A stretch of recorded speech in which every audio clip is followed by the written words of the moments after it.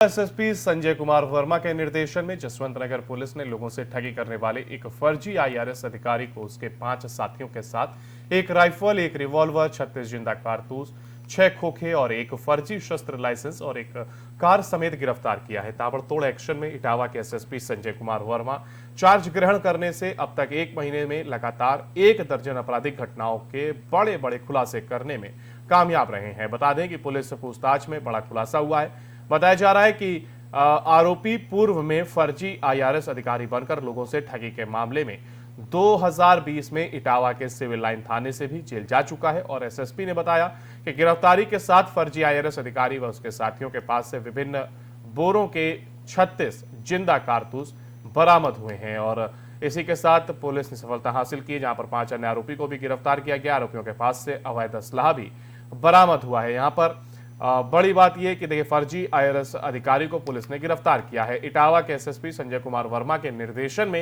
ये जसवंत नगर पुलिस ने लोगों से ठगी करने वाले एक फर्जी आईआरएस अधिकारी को उसके 5 साथियों के साथ एक राइफल, एक रिवॉल्वर और 36 जिंदा कारतूस, 6 खोखे, एक फर्जी शस्त्र लाइसेंस और एक कार भी गिरफ्तार की है।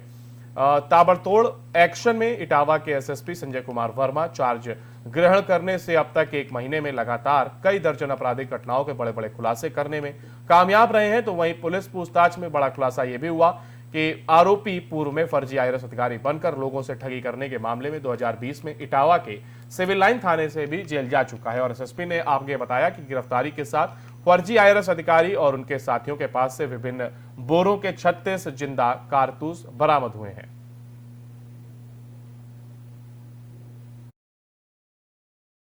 देखिए, जसवंत नगर के जगशौरा जनपद इटावा में कल देर शाम को एक सूचना मिलती है। उसके आधार पर जसवंत नगर इंस्पेक्टर मुकेश सोलंकी उस सूचना पर सक्रिय होते हैं और सक्रिय होने के बाद जब उस गांव के लिए प्रस्थान करते हैं तो उन्होंने पीछा करते हुए एक गाड़ी, सूचना आती है काले रंग की गाड़ी में कुछ बदमाश बैठे हुए हैं जो कि फायर आर्म्स, जो बंदूक वगैरह लेकर के चल रहे हैं और उनकी गाड़ी में फायर आर्म्स हैं। ये सूचना पर वो सक्रिय होते हैं। सक्रिय होने के बाद जब उन्होंने इंटरसेप्ट करके इसको चेक किया बलरई मोड़ पर, तो इनके पास से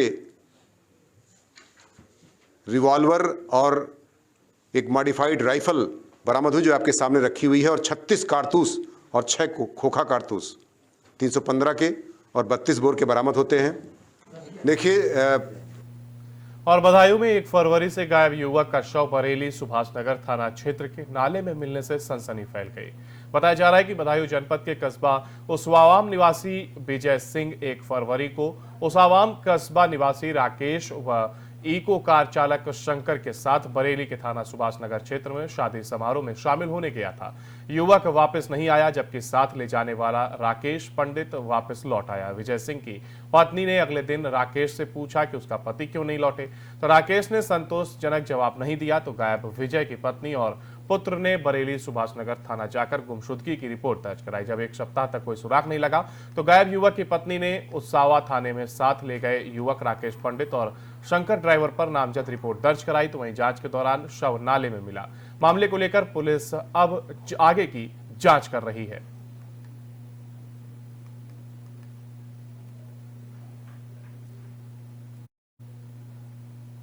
और गाजियाबाद में थाना लोनी क्षेत्र के चिरोडी बस स्टैंड पर ऑटो चालक को गोली मारने का मामला सामने आया। ऑटो चालक मुर्तजा को अस्पताल में भर्ती कराया गया है। तो वहीं मामले को लेकर लोनी एसपी रजनीश उपाध्याय ने बताया कि चिरोडी बस स्टैंड पर ऑटो चालक मुर्तजा को गोली मारकर घायल कर दिया है।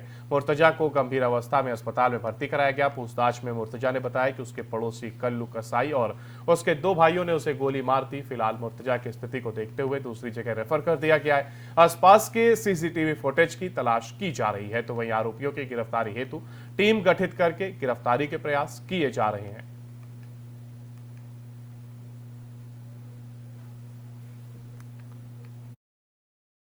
थाना लोनी के चिरौड़ी चौकी के अंतर्गत ग्राम चिरौड़ी में आज एक युवक को गोली लगने की सूचना पुलिस को प्राप्त हुई। थोड़ी देर पहले पुलिस टीम द्वारा मौके का मुआयना किया गया और जो घायल था उसे चिकित्सा लाया गया। पूछताछ में उसने अपना नाम मुर्तजा बताया, उसके पेट में गोली लगी हुई है। हालांकि डॉक्टर्स ने उसे अभी खतरे से बाहर बताया, लेकिन उसे गहन चिकित्सा हेतु रेफर कर दिया गया है।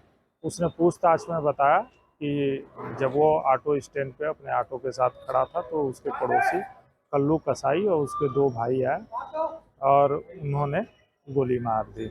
अभी प्राथमिक जानकारी इतनी है, गहन छानबीन की जा रही है, सीसीटीवी फुटेज आदि खंगाला जा रहा है और इसमें तथ्यों के आधार पे अग्रिम विधिक कार्रवाई की जा रही है। थाना लोनी के और महोबा में 7 जन्मों की कसम खाने वाले पति ने अपनी ही पत्नी की कुल्हाड़ी से काटकर हत्या कर दी। पत्नी का कसूर सिर्फ इतना था कि पति द्वारा शराब पीने के लिए मांगे गए पैसे देने से उसने मना कर दिया, जिससे आक्रोशित पति ने 7 जन्मों की कसमों को भुला बैठा और कुल्हाड़ी से काटकर अपनी ही पत्नी को मौत के घाट उतार दिया।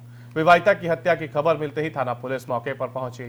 शव को कब्जे में लेकर पंचनामा भरकर पोस्टमार्टम के लिए भेजा गया है और पुलिस अग्रिम कार्रवाई में जुटी हुई है। यहां आपको बता दें कि रिश्तों के कत्ल का यह मामला जनपद के श्रीनगर कोतवाली क्षेत्र अंतर्गत सिजवाहा गांव का है, जहां वाल्मीकि समाज के वीरू ने अपनी ही 21 वर्षीय पत्नी रिंकी की कुल्हाड़ी से काटकर हत्या कर दी।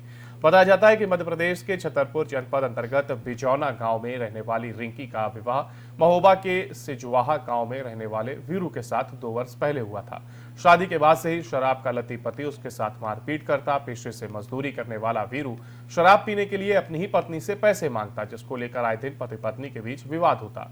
बेटे ऋषभ के पैदा होने पर पत्नी को उम्मीद थी कि पति की हरकतों में सुधार हो जाएगा, लेकिन ऐसा नहीं हुआ। जब पति वीरू ने अपनी पत्नी से शराब पीने के लिए पैसे मांगे तो उसने पैसे देने से मना कर दिया और देखते ही देखते पति पत्नी के बीच विवाद इस कदर बढ़ा कि कुल्हाड़ी से वीरू ने पत्नी की गर्दन काट दी, जिस खून से लथपथ ही उसकी मौके पर ही दर्दनाक मौत हो गई। यही नहीं, आरोपी पति वारदात को अंजाम देकर मौके से फरार हो गया। विवाहिता की हत्या की सूचना मिलते ही श्रीनगर कोतवाली पुलिस मौके पर पहुंची और शव को कब्जे में लेकर पंचनामा भर पोस्टमार्टम के लिए भेज दिया गया है और पुलिस आगे की कार्रवाई में जुट गई है। 13 फरवरी को थाना श्रीनगर क्षेत्र के ग्राम सिजवाहा में रिंकी नाम की महिला की उसके पति वीरू अशोर द्वारा कुल्हाड़ी से हत्या कर दी गई है। रिंकी की शादी को मात्र 2 वर्ष हुए थे, उसके एक 6 माह का पुत्र भी है। अभियोग पंजीकृत कराकर पंचायतनामा व आवश्यक वैधानिक कार्रवाई की जा रही है। और इसी के साथ उत्तर प्रदेश से जुड़ी हुई खबरों में फिलहाल के लिए इतना ही। बाकी की तमाम अपडेट और अपने शहर से जुड़ी हर छोटी बड़ी जानकारी को जानने के लिए आप बने रहिए FM न्यूज के साथ। नमस्कार।